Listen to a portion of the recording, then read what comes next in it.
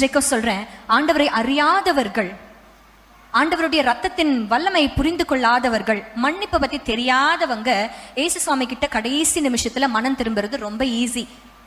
ஆனா எல்லாத்தையும் தெரிஞ்சு வச்சுக்கிட்டு, எல்லாம் புரிஞ்சு வச்சுக்கிட்டு இன்னும் மனம் திரும்பாம இருந்தோம்னா, இந்த வசனத்தை தயவு செய்து உங்களுடைய கண்ணாடியில எழுதி மாட்டி வச்சிருங்க. ஆண்டவரே, இந்த கொடிதான ஆக்கினைக்கு என்னை பாத்திரவானாய் மாற்றி விடாதீங்கப்பா.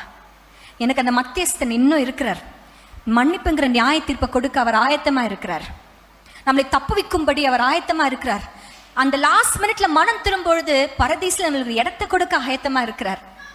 அப்புறம் என்ன சொன்னேன், கண்காணிக்கிற அவர் லாஸ்ட் மினிட் வரைக்கும் ட்ரை பண்ணிக்கிட்டே இருப்பார், உன்னை எப்படியாவது பிடிச்சிடணும்ட்டு. அப்படி ஒரு கண்காணிக்கிற ஒரு மெய்ப்பெண் நமக்கு இருக்கிறார். எல்லாவற்றுக்கும் மேல இன்றளவும் கிருபை கொடுக்கிற ஒரு மத்தியஸ்தன் நம்மளுக்கு இருக்கிறார். நமக்கு இன்றும் பரிந்து பேசி கொண்டிருக்கிற மத்தியஸ்தன் இருக்கிறார். இந்த மத்தியஸ்தனை நம்ம அசட்ட பண்ண போறோமா, இல்ல புரிந்து கொண்டு தெரிந்து கொண்டு ஏற்றுக்கொண்டு அந்த பரதீசில ஒரு இடத்தை பிடிக்க போறோமாங்கிறத நீங்களும் நானும் தான் இன்றைக்கு முடிவெடுக்க